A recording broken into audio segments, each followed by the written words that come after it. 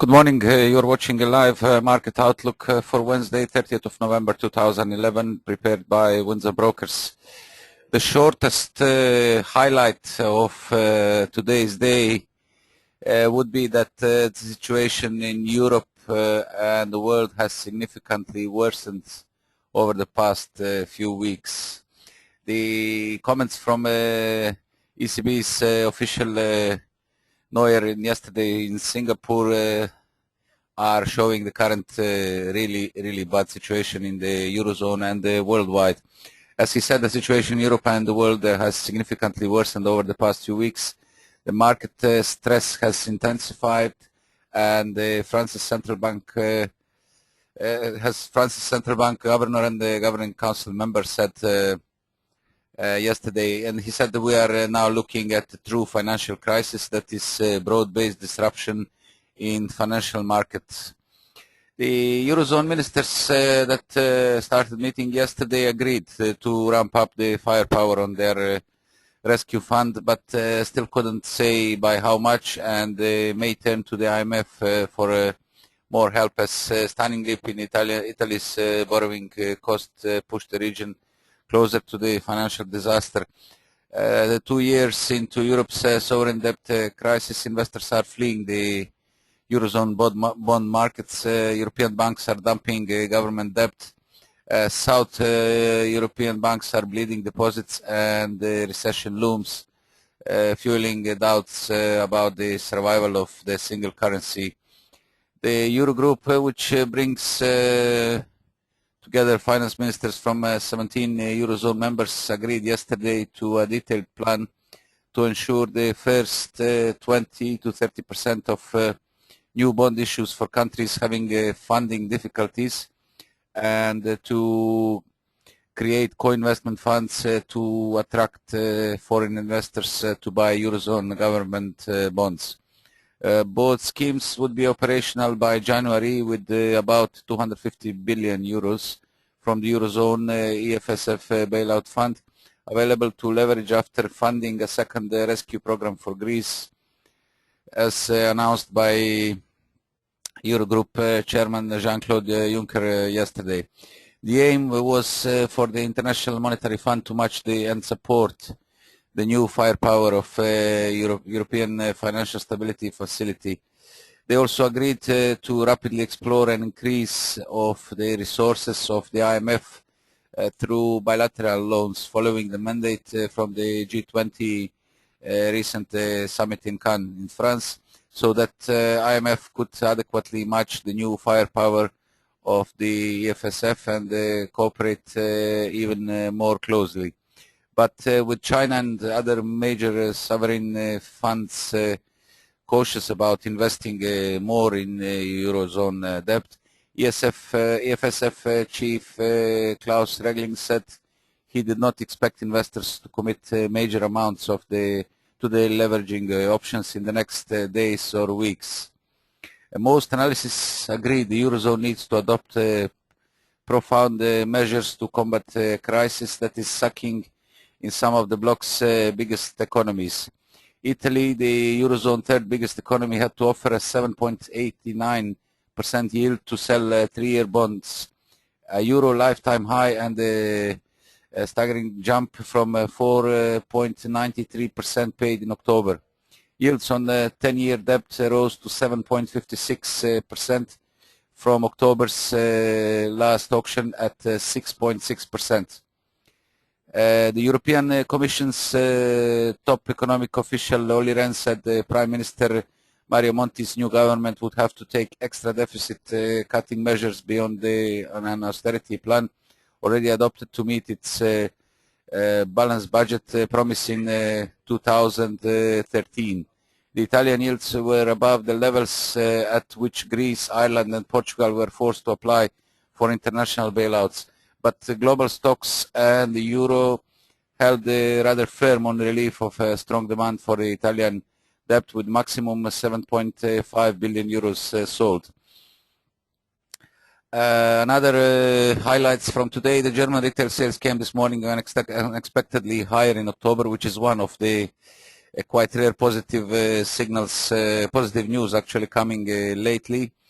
And the Bank of Japan's official said that warning of risk of credit crunch in Japan, while Fed officials said seeing scope for further monetary easing. Quite busy calendar today with the number of events already released and due to be released during the day.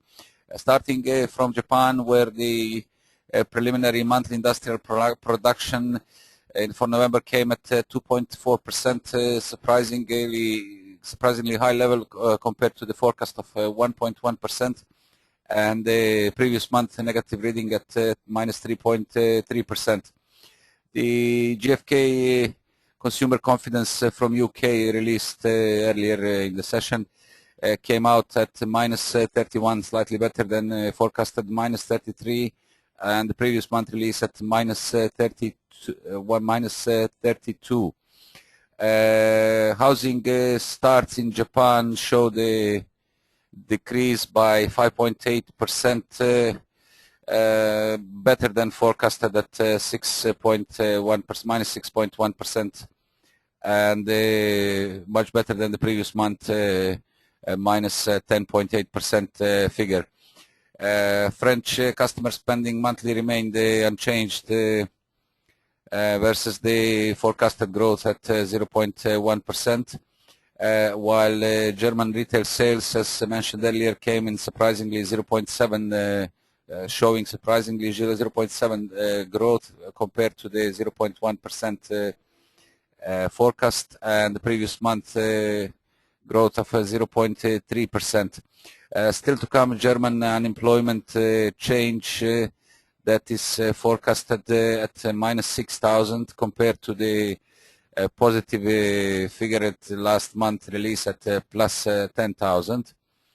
And then a bunch of news from Eurozone. CPI flash estimate on a yearly basis due at 10 o'clock GMT shows the unchanged figure at 3%, as well as unemployment rate at expected to stay unchanged at 10.2%. From Switzerland at 10:30, KOF economic barometer shows the decrease in expectation at 0.65 versus the previous month 0.80. And then we have the key release for today, ADP non-farm payroll, which is the first signal, the first indicator ahead of Friday's non-farm payrolls in US. And the reading, the expectation for today's raise of 131,000 private jobs compared to the last month release of plus 110,000. From Canada, we have monthly GDP that is expected unchanged at 0.3%, and also from the US at the same time, which is for 13:30 GMT, revised the quarterly non-farm productivity expected to decrease by 2.6% expected to raise by 2.6% versus previous month at 3.1%. Chicago PMI due at 1445. Expectation for a slight increase at 58.5 versus the previous month 58.4, and then at 1500 GMT pending home sales monthly in US. Positive expectations, 1.4% is the forecast for today versus the last month release at minus 4.6%. US crude oil, weekly crude oil investor is due at, due at 15:30 GMT, are forecasted to show the draw of 200,000 barrels compared to the previous week's release, showing draw of minus of 6.2 million barrels. That will be all for today's calendar. Now let's take a look on the last 24 hours market movements. As we can see, the euro, the latest corrective bounce from 132.11 low of last Friday, 25th of November, was capped the upside at 134.41. It entered the strong resistance area at 134.50. However, again stalled here, and the sharp reversal initially brought the pair back to the recent congestion between 132.80 and 134. However, this morning's fresh weakness broke first below the triangle support, the near-term bull trend line drawn of 132.72 low, and extended losses through the recent range floor at 132.72. So far extending to 132.58. This increases risk for a fresh sell-off and the possible end of this near-term corrective action, and turns focus lower first to the narrowing channel support line, currently standing at 132.20, and then we have the barrier at 132.11, last Friday's low, and this is actually the last barrier ahead of our key support at 131.45 low of 4th of October. Also at 131.90 ahead of this we have the main bull trend line drawn of 2011 low at 128.72, break of which would definitely weaken the longer term outlook and likely open initially 130 psychological support ahead of possible extension in the short to medium term towards 128.72 yearly low.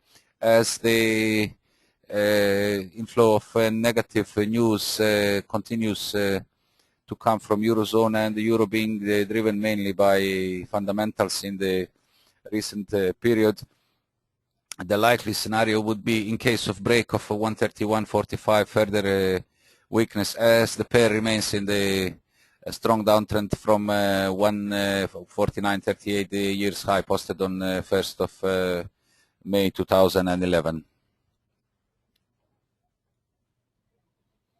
The British pound maintains near-term uptrend from latest low at 154.22 posted last Friday. However, yesterday's upside rejection ahead of key resistance and the break point at 156.90 that again stalled at 156.55, with subsequent pullback accelerating losses on break below 156 initial support area to briefly dent broken bear trend line from 160.90 high of 14th of November, and extending losses to 155.29 so far, just ahead of near-term bull trend line at 155.17 and 155 as the figure support.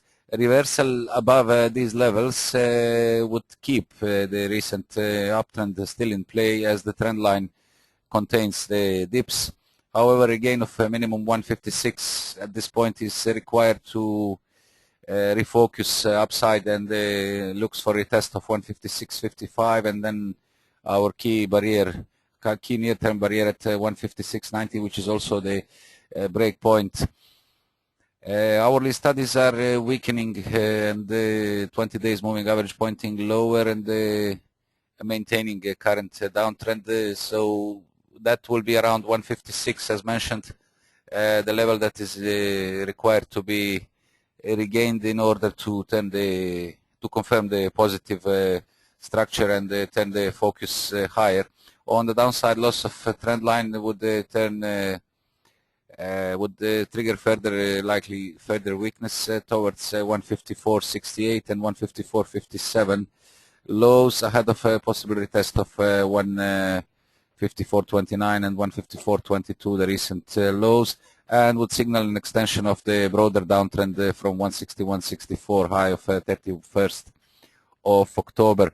The daily outlook, as you can see, is still in the negative, maintains the negative tone, as all moving averages are well above the price, and the MACD on below the center line and below the signal line, as well as momentum firmly in the negative territory. signaling further weakness would be the likely scenario in the coming days.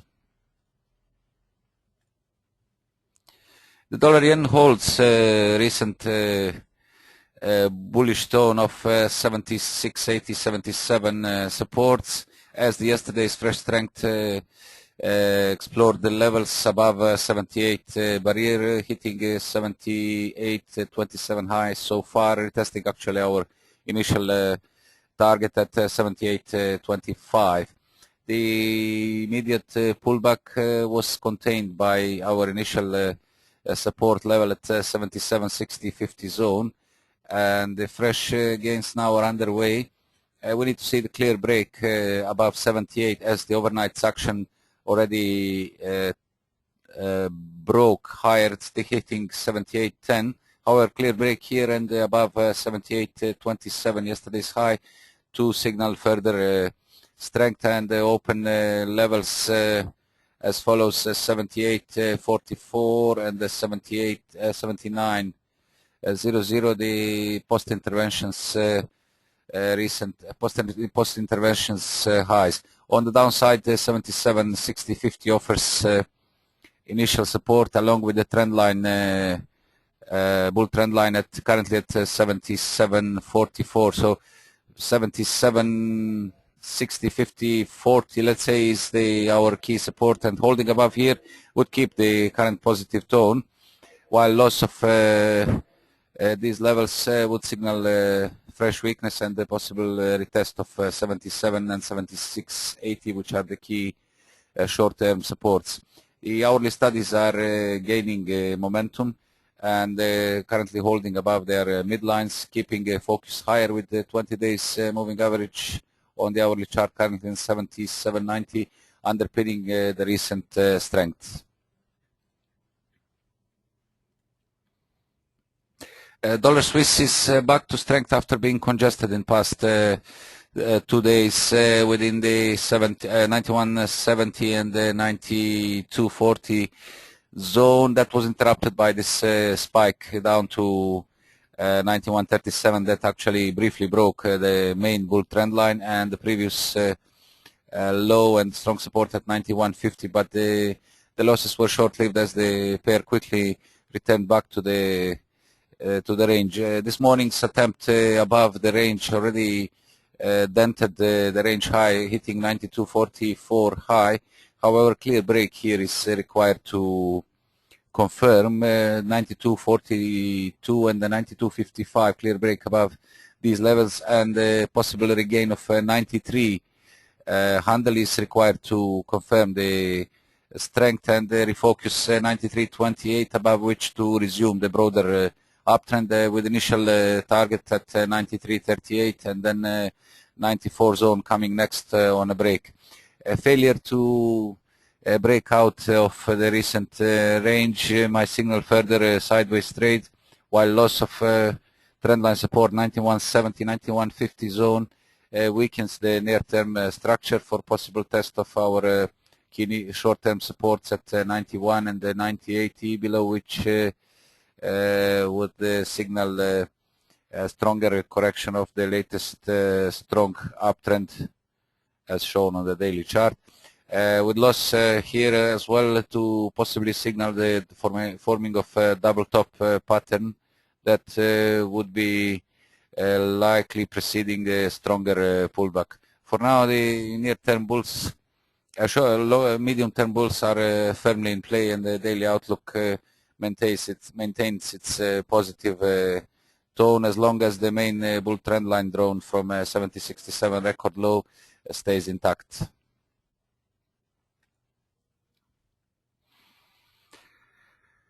Gold holds rather steady, as yesterday's fresh strength peaked at 17.26. However, the quick reversal brought the pair to the recent consolidative range that is limited downside at 1700.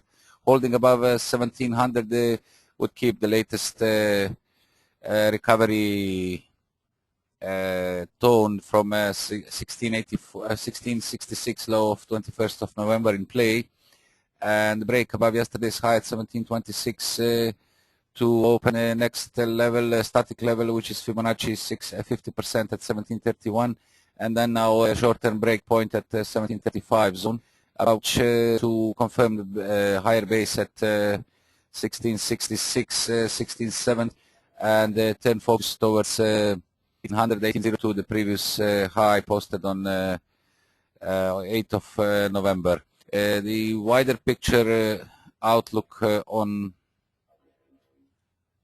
gold is still keeping the positive tone, as 200 days moving average currently at 1600 zone maintains the positive tone of 1532 correction low. However, the price action currently stuck between 55 and 90 days moving averages within of 30 points range, with break of the upper side to signal stronger gains. Loss of initial supports such as the bull trend line from 1582 and the higher platform at 1666 would be bearish in the short term, and likely to open levels at 1600 for a test. That would be very risky on a break below 1600.